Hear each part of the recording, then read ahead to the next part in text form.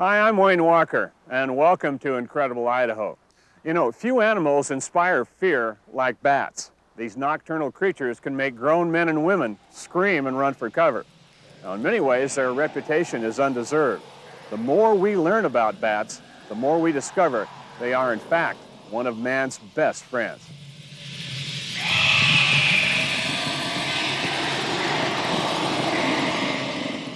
As night falls, a group of researchers are just getting busy. Okay, why don't you back up just a little bit? They set up a net along the river to catch bats that will come here to eat and drink.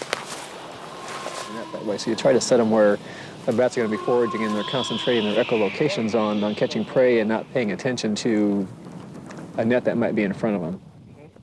The surveys we're doing around Idaho now, we're basically trying to find out what bat species we have where. And particularly looking for maternity colonies where the females are raising their young. Tonight, this crew hopes to snare little brown bats that have set up a maternity roost in the bridge. The bats are difficult to see, but their droppings or guano give them away. Folks gather around an opening to watch them come out. Oh, cool. Just get to the crack. You can see a little bit of light. There, you can see them moving around in there. A maternity roost is where female bats bear their young, or give birth to their young. The young bats take about 3 weeks or so to mature, and about 3 weeks of age they're able to fly. After a while, the crew gathers to watch the net and wait. Oh, there goes one. Yep, they're flying on the water. You can see it. Most bats have good eyesight, but they rely on the highly developed echolocation calls to fly and feed at night. Their skill is so precise that the U.S. military studies bats to improve government radar and sonar systems.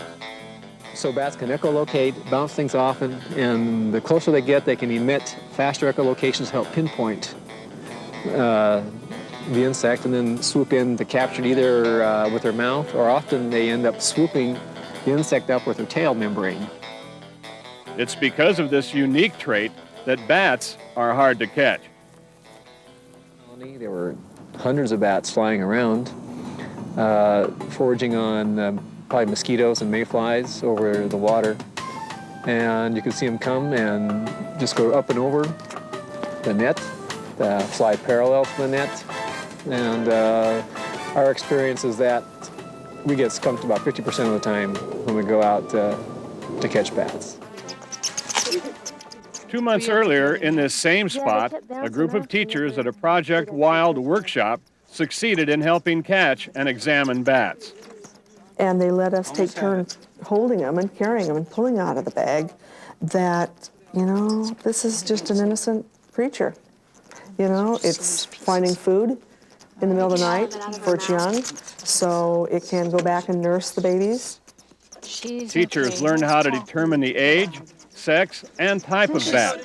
It was an exciting night, but at first, many of the teachers were afraid. You know, look out, those are bats. They're going to hurt you. They're going to come right at you. They're going to come in your hair. You always hear these stories, bats get tangled up in hair. And, it's no surprise people are afraid of bats. Whoa. The classic vampire movie Dracula burned into people's minds the fear of all creatures of the night. Count Dracula was modeled to even look like a bat. In the 1971 version with Frank Langella, Dracula turns into a bat to escape and then attack his pursuers.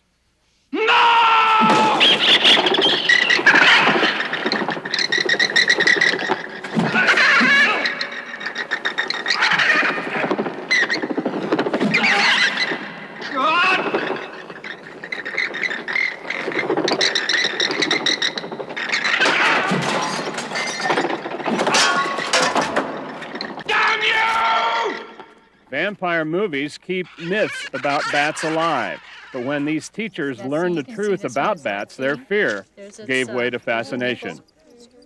And the lactating mothers was very interesting. You could see that she was carrying milk. And that was really interesting. You thought, oh, bats are mothers, they nurse just like people do? Whoa. That was real surprising, very shocking. Contrary to their image, bats actually benefit people. A single bat will eat thousands of bugs a night, equal to half its body weight. They're very beneficial around agricultural areas. Bats can eat thousands and thousands of insects in a single night, and most farmers aren't even aware of their presence. Biologists are learning the vital roles bats play in their habitat and also what affects their survival. Disturbing their winter hibernation can cause them to starve to death. And mine and cave safety programs have killed thousands of bats. Owners of these caves will feel the best thing to do is to blow up the entrance, collapse it in to keep people from going in, potentially getting hurt, and without going in and actually doing a survey to see whether or not it's being used as a roost site by bats. Often thousands and thousands of bats are entombed inside these caves that are sealed shut. Little is known about the 14 different kinds of bats that live in Idaho. Because they are secretive animals, it's a challenge for scientists to learn how to protect them. We are in the process of trying to find out where all those bat species occur in Idaho, what their habitats are, what the population status is. And we're just, if people know where there's a large concentration of bats, we'd like to know about it. A lot of people, once they find out that we're doing surveys for bats, they get excited and say, come look at the ones in my house. You know? Absolutely gorgeous. You know, there's 10 people in Los Angeles who have never been here. Okay, 10 million of them, by golly, never been here. For many years, the only way to transport supplies into Idaho's mountains was with pack horses and mules. It's a long, proud tradition among men and women who carted goods to mines, homesteads, and fire lookouts. Today, few people live in the backcountry. Instead, folks go to the mountains to hunt, fish, or simply experience the wilds of Idaho. And to this day, horses and pack trains still take them in. I've had them ever since, or 3 of them anyway. I've had them since they were 2-year-olds, becoming 2-year-olds, and I was the only one ever messed with them. And I kind of know what they're doing before they even think about doing it, I guess, is what it amounts to. But they're family. They're my family. 20 years ago, Jim Porter didn't know the first thing about horses, but he knew he wanted to explore Idaho's backcountry. Pack animals would let him stay out for days at a time, so Jim set out to learn how to run a pack string. I had to stumble around in the dark there for quite a while, but if you don't know much about it, you spill loads 100 yards from the horse trailer. And you do that 2 or 3 times, you start paying attention to what everybody else is doing. And you read those books, the ones you had there that you never looked at. You know, you get them out and you read them. You get the scale out, you weigh everything. And it doesn't take very long to figure this out. You know. It's like packing horses is a lot of work. And you only want to do it once. You don't have to do it 5 times every trip. Jim has volunteered to take gear in for a group of fishermen. He plans to pack 140 pounds on each horse. Some people are incredibly good at guessing weight, and they probably don't use a scale much. I'm really not, so I try to weigh everything with a little scale.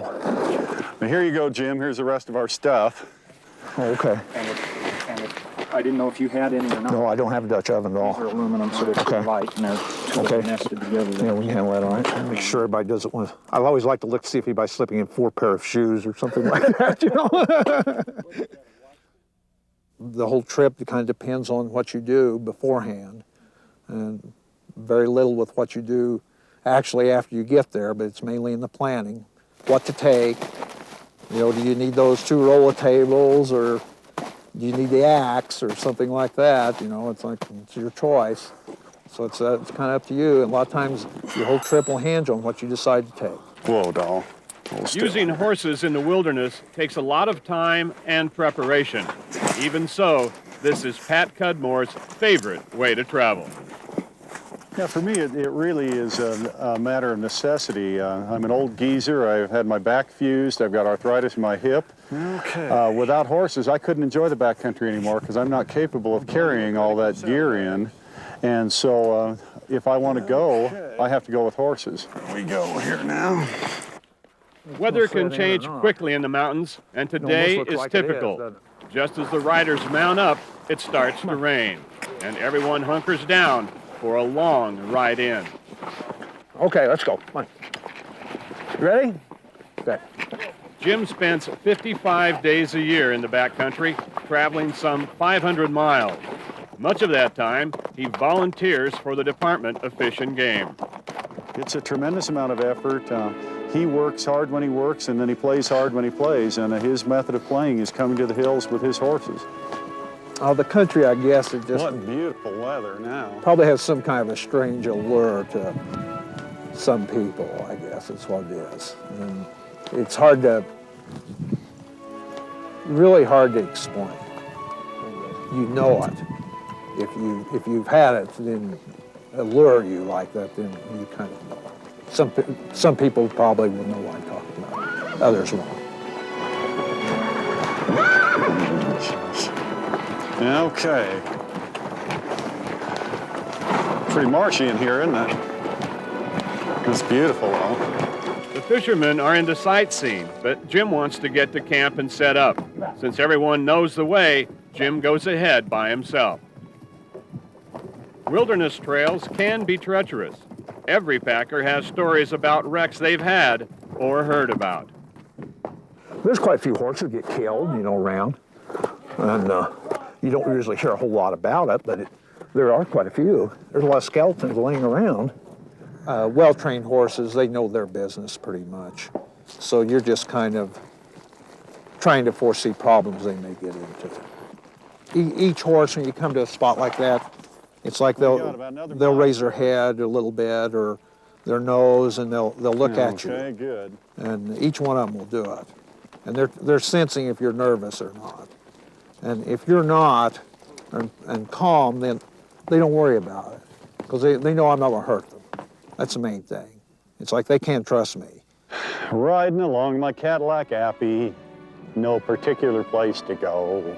I like to get to the spots that haven't been fished out, the one that's just over the next ridge, where other people don't quite get there because it's a little rougher and takes a little longer. This is one of the prettiest places on earth. The fishermen have enjoyed a leisurely ride, but now the conversation turns to fishing and the dinner that still needs to be caught.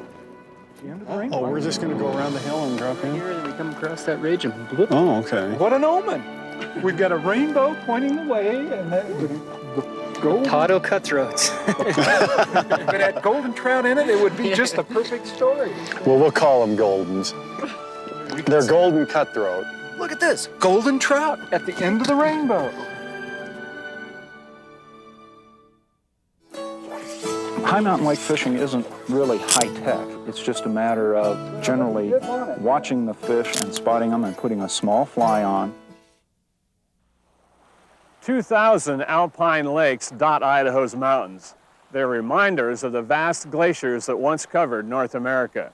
Today, these lakes are favorite places for the fisherman who is looking for a little mountain solitude. Take it. Fish. Here we go. Come on. There's two of you there.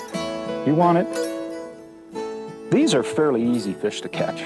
And the reason is the days are getting shorter. The fish are feeding aggressively as they get ready to go into the winter. Fish on. All right. It's late afternoon by the time Virgil Moore starts fishing, and he doesn't waste any time catching dinner. Suddenly he wants to fight. High mountain lake fishing isn't really high-tech. It's just a matter of generally watching the fish and spotting them and putting a small fly on, like we've been using here. And the fish are going to cruise. They're cruising the shorelines. They're cruising out there looking for something to eat. And just leaving the fly set here, if you're patient enough, they'll usually come by and see it. What's most enjoyable is to spot an individual fish and stalk that fish and cast to it. That's what's really fun. I know you want it. While Virgil fishes for cutthroat, he also takes note of the size and general health of the fish he's catching. His observations will help the Department of Fish and Game know when to restock the lake. Mountain lakes vary tremendously. Each one of them has its own personality relative to its productivity. They can grow big fish if there's a few fish and lots of food, or they can grow a lot of little fish, kind of like we've got here. My guess is we've got too many cutthroat in here, and that's why the size is down. Fish in alpine lakes primarily feed on tiny animals called zooplankton. The fish will feed on that and grow fairly well, up to about 12 inches. Then they need a bigger food item. And if they've got the proper balance of that with the larger food item to feed on, aquatic insects, dragonflies, damselflies, whatever there is around here, ants that they can feed on in abundance, then they'll grow a little larger. Verge, where are you? Over here. You doing any good? It's kind of slow at the moment. That's because we've caught them all out. I can be over there in a minute and I'll be getting them. I'll probably have to catch your dinner for you. You guys are such worthless fishermen. When two friends join in fishing, catching dinner gets serious with a little friendly competition. Okay, we'll see how good the old Mep spinner is here. Come on to daddy, little fella. Listen to him. The challenge is on. George is down there scouting. I had a follower. Where's he at? I think they're chicken. They heard about me. I was doing really good until you got here, Pat. I know. Look what I can do to a guy's fishing. We're gonna have to find a fish spot. Yeah, I can't get him to hit a spinner at all. I tried 3 different times. You stay over here and I'll go over there and all the fish you scare will come down to me. Not far away on a pile of rocks, a pika checks out his new and noisy neighbors. This full-time mountain resident is busy collecting grass and storing it in the rock crevices for winter. Yeah, I really enjoy coming into alpine lakes. There's always a lot of life around a lake. There's usually in the evening or morning you can see big game come down to get a drink. And by the time the sun sinks behind the mountain, the crew has barely caught enough fish for dinner. Do you have any paper towels, Jim? Okay. Tarragon, garlic, parsley, butter, margarine, and Swiss cheese grated. All right. Tonight's special is fillets and white sauce with tarragon. The chef whips up the sauce while his assistant fillets and cleans the trout.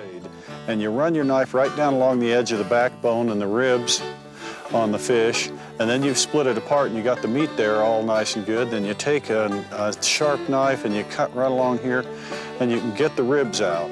Okay, we've got our marinade. We're gonna lay the fish fillets in there, and then we'll heat this for about 15 minutes. These are small fillets, so it won't take very long to do them. When these are done, we'll take these out and make a sauce out of the marinade, and then put the fish back in with the sauce, bake it, and then sprinkle some cheese on top. Should be delightful. According to Virgil, a Dutch oven makes everything taste better. You put everything in and it just bakes up and it works. I don't know why I've never had one that's come out bad. Virgil rearranges the charcoal for the Dutch oven and explains why cooking in the outdoors is such a treat. Well, yeah, it is. It's coming up here and taking a few fish out of the lake to eat and cooking them, and it's kind of like picking berries. Everybody likes to pick berries. Nature throws that. Yeah, it's getting what nature produced and using it to have a tasty dish that just no one else can have. And so I'm really excited about getting this done. Okay, we're gonna check this and see what we got here. Oh, it's fish. We're ready to eat. Everybody, let's do it. For some, this is paradise. A campfire, friends, and good food, all in the middle of nowhere. That didn't come out too bad.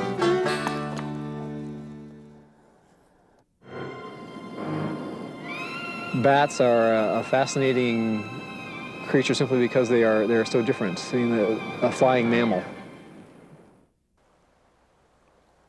We close our show tonight with a creature feature on an animal that even the military wants to know more about, the bat.